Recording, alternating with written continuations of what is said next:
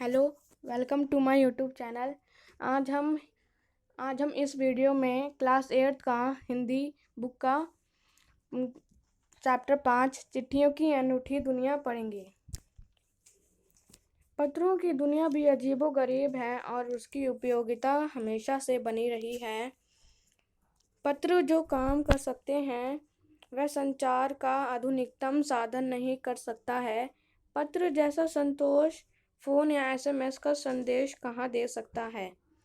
पत्र एक नया सिलसिला शुरू करते हैं और राजनीति, साहित्य तथा कला के क्षेत्रों में तमाम विवाद और नई घटनाओं की जड़ भी पत्र ही होती है।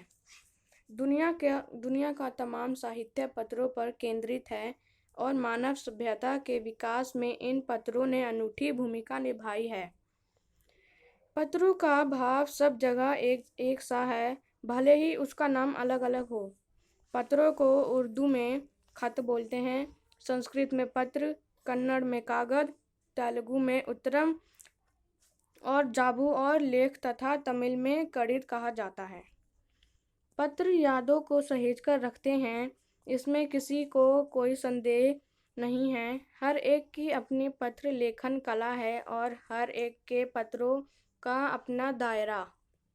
दुनिया भर में रोज करोड़ों पत्र एक दूसरे को तलाशते तमाम ठिकाने तक पहुंचते हैं।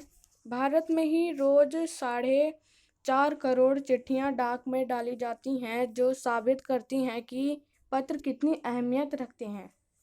पंडित जवाहरलाल नेहरू ने सन 1953 में सही ही कहा था कि हजारों साल तक संचार का साधन केवल हरकारे रनर्स या फिर तेज घोड़े रहे हैं।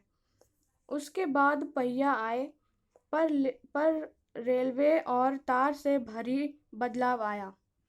तार ने रेलों से भी तेज गति से संवाद पहुंचाने की सिलसिला शुरू करा। अब टेलीफोन, वायरलेस और आगे रेडार दुनिया बदल रहा है। पिछली शताब्दी में पत्र लेखन ने एक कला का रूप ले लिया। डाक व्यवस्था के सुधार के साथ पत्रों का सही दिशा देने के लिए विशेष प्रयास किया गया।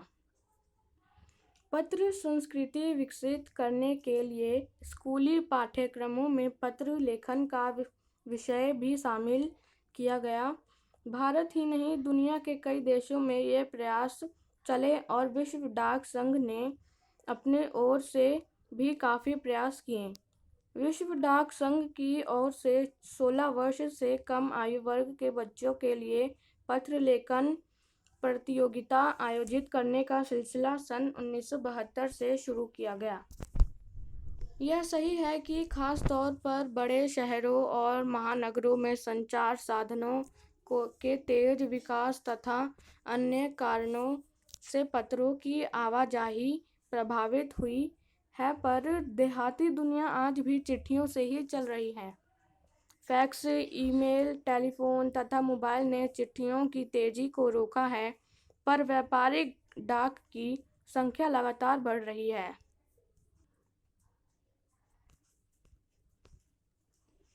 जहाँ तक पत्रों का सवाल है, अगर आप बारीकी से उसकी तह में जाएं तो आपको ऐसा कोई नहीं मिलेगा जिसने कभी किसी को पत्र ना लिखा या ना लिखाया हो, या पत्रों का बेसब्री से जिसने इंतज़ार ना किया हो। हमारे सैनिक तो पत्रों का जिस उत्सुकता से इंतज़ार करते हैं उसकी कोई मिसाल ही नहीं है। एक दौर था जब लोग पत्रों का महीनों इंतज़ार करते थे, पर अब वह बात नहीं। परिवहन साधनों के विकास ने दूरी बहुत घटा दी है। पहले लोगों के लिए संचार का इकलौता साधन चिट्ठी ही था, पर आज और भी साधन विकसित हो चुके हैं। आज देश में ऐसे लोग की कमी नहीं है जो अपने पुरखों की चिट्ठियों को सहेज और संजोकर विरासत के रूप में रखे हुए हो, या फिर बड़े बड़े लेखक, पत्रकारों, उद्यमी, कवि, प्रशासक, सन्यासी या किसान, इनकी पत्र रचनाएं अपने आप में अनुसंधान का विषय है। अगर आज जैसे संचार साधन होते तो पंडित नेहरू अपनी पुत्री इंदिरा गांधी को फोन करते, पर तब पिता के पत्र पुत्री के नाम नहीं लिखे जाते जो देश के करोड़ों लोगों को प्रेरणा देते हैं। पत्रों को तो आप सहेज कर रख लेते हैं, पर एसएमएस संदेशों को आप जल्दी ही भूल जाते हैं। कितने संदेशों को आप सहेज कर रख सकते हैं? तमाम महान हस्तियों की तो सबसे बड़ी यादगार या धरोहर उनके द्वारा लिखे गए पत्र ही है। भारत में इस श्रेणी में राष्ट्रपिता महात्मा गांधी को सबसे आगे रखा जा सकता है। दुनिया के तमाम संग्रहालय जानी मानी हस्तियों के पुत्रों का अनूठा संकलन भी है। तमाम पत्र देश, काल और समाज को जानने समझने का असली पैमाना है। भारत में आज़ादी के पहले महासंग्राम के दिनों में जो कुछ अंग्रेज अफसरों ने अपने परिवारजनों को पत्र में लिखे, वे आगे चलकर बहुत महत्व की पुस्तक तक बन गई। इन पत्रों ने साबित किया कि यह संग्राम कितनी ज़मीनी मजबूती लिए हुए था।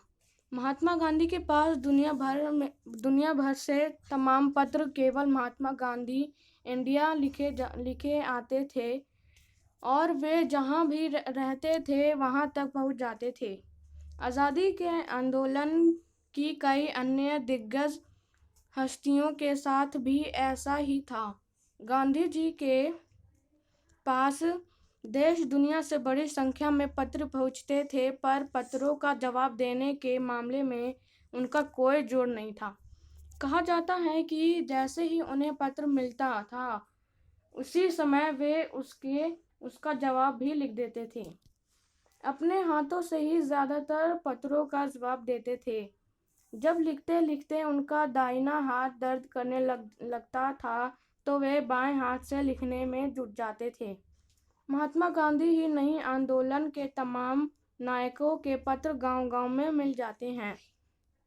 पत्र भेजने वाले लोग उन पत्रों को किसी प्रशस्ति पत्र से कम नहीं मानते हैं और कई लोगों ने तो उन पत्रों को फ्रेम कराकर रख लिया है।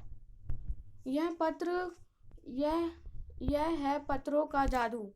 यही नहीं, पत्रों के आधार पर ही कई भाषाओं में जाने कितनी किताबें लिखी जा चुकी है। वास्तव में पत्र किसी दस्तावेज से कम नहीं है। पंत के 200 पत्र, बच्चन के नाम और निराला के पत्र हमको लिखेओ है, कहा तथा पत्रों के आईने में दयानंद सरस्वती समेत की पुस्तकें आपको मिल जाएंगी। कहा जाता है कि प्रेमचंद खास तौर पर नए लेखकों को बहुत प्रेरक जवाब देते थे तथा पत्रों के जवाब में वे बहुत मुस्तैद रहते थे। इसी प्रकार नेहरू और गांधी के लिखे गए रविंद्रनाथ टैगोर के पत्र भी बहुत प्रेरक थे।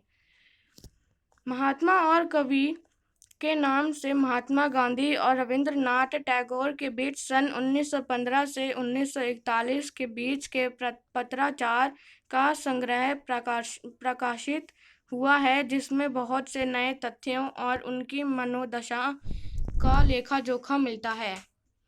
पत्र व्यवहार की परंपरा भारत में बहुत पुरानी है, पर इसका असली विकास आज़ादी के बाद ही हुआ है। तमाम सरकारी विभागों की तुलना में सबसे ज़्यादा गुडविल डाक विभाग की ही है। इसकी एक खास वजह यह भी है कि यह लोगों को जोड़ने का काम करता है। घर घर तक जहाँ इसकी पहुँच है। संचार के तमाम उन्नत साधनों के बाद भी चिट्ठी पत्री की हैसियत बरकरार है।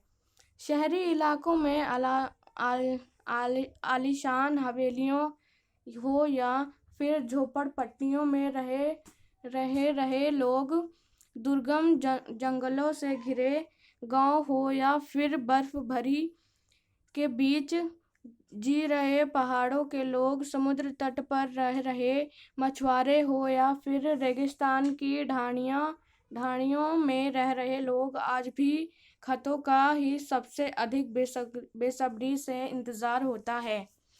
एक दो नहीं, करोड़ों लोग खतों और अन्य सेवाओं के लिए रोज भारतीय डाक घरों के दरवाजे तक पहुंचते हैं और इसकी बहुआयामी भूमिका नजर आ रही है। दूर देहात में लाखों गरीब घरों में चूल्हे मनी ऑर्डर अर्थव्यवस्था से ही जलते हैं। गांव या गरीब बस्तियों में चिट्ठी या मनी ऑर्डर लेकर पहुंचने वाले डाकिया देवदूत के रूप में देखा जाता है। यहाँ पे हमारा चैप्टर ख़त्म होता है। तो इस चैप्टर के लेखक का नाम है अरविंद कुमार सिंह। तो आपको ये वीडियो कैसी लगी? अगर आपको वीडियो अच्छी लगी तो इस वीडियो को लाइक कर दीजिए और इस चैनल को सब्सक्राइब कर दीजिए और बगल में बेल आइकन को दबा दीजिए।